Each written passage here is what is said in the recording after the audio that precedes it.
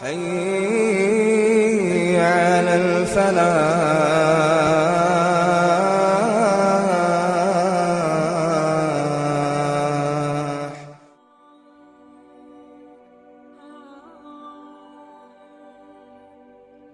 Now, after this, the Song dynasty eventually fell.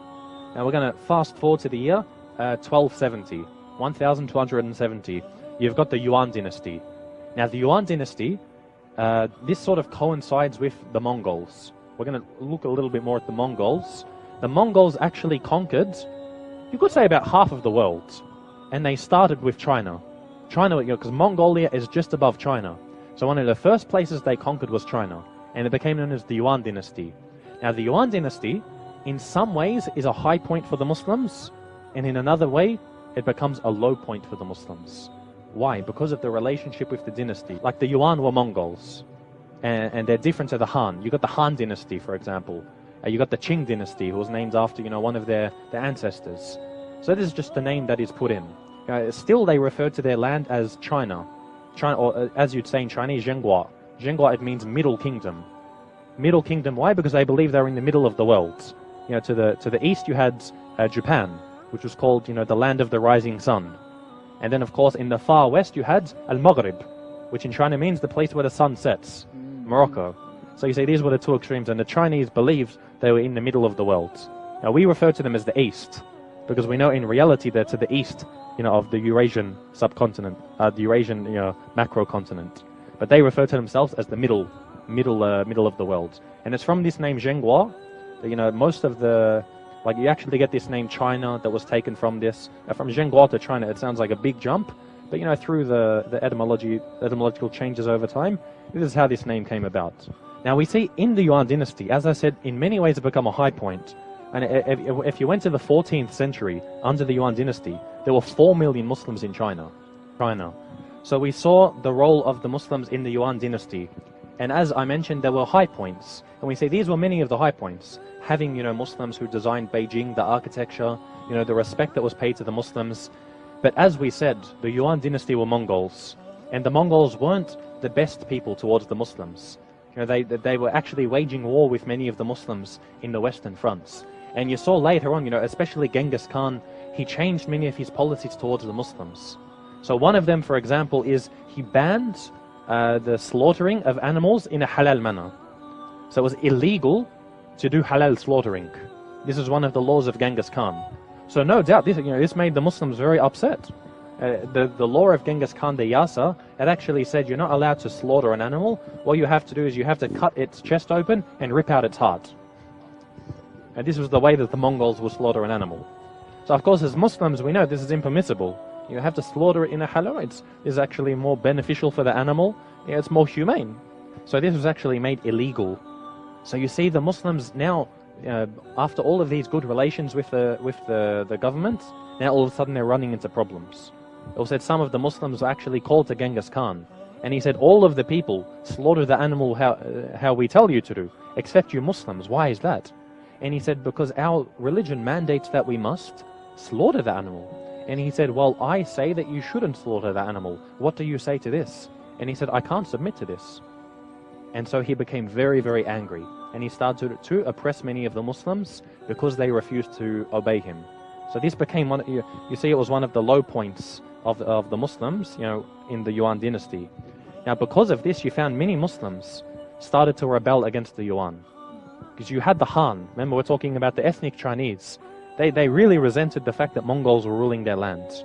So as the Mongols were being defeated, inshallah, we're going to talk about this in great detail once we look at the Mongol invasion. They were being defeated by the Muslims, the Mamluks in Egypt. The Han said, we're going to take advantage, and we're going to attack the Mongols as well. So the Muslims joined them.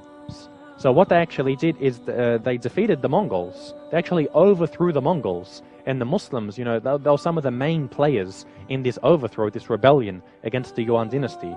So now we fast forward to the Ming dynasty. Once the Yuan had been, displaced, the Mongols were kicked out, you had the Ming dynasty. Now this is the golden age of Islam. The Ming dynasty, they were Han Chinese. And they were very, very favorable to the Muslims. Now the founder of the Ming dynasty, his name was Zhu Yongzhang.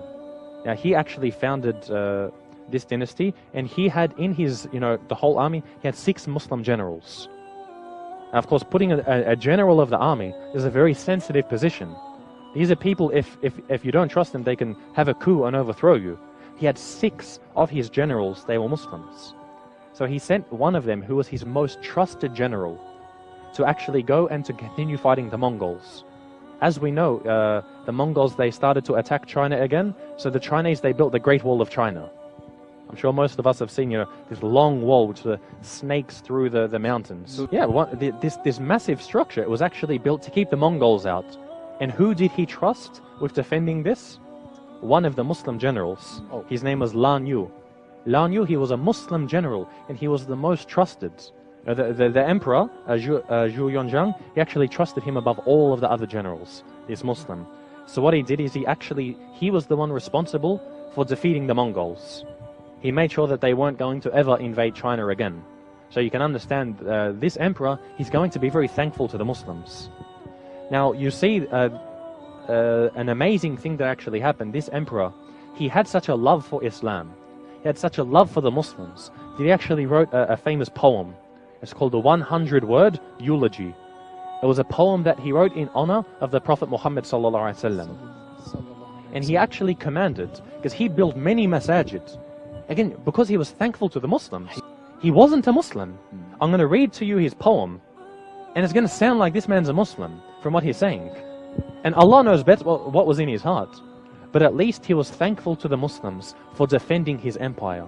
He trusted them, he kept them close. So he wrote what's called the 100-word eulogy. I'm going to read this to you, inshallah. Just listen to the beautiful words. This is written by a Chinese emperor, one of the most powerful men in the world at that time, writing a poem about the Prophet Muhammad sallallahu alaihi wasallam. So he said, I'll tell you how it was written first. It's written 4 Chinese characters at a time. And each line is made up of 4 Chinese characters. So he said, since the creation of the universe, God had already appointed this great faith-preaching man.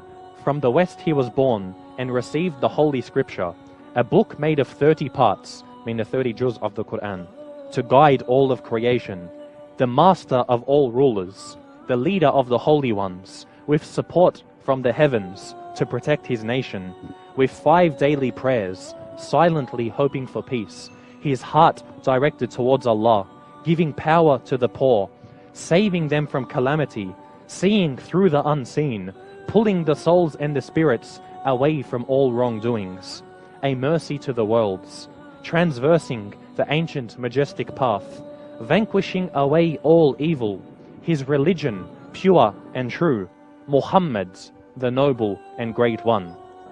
Allah knows best. Really, when you hear these words, you can't help but think this is a Muslim.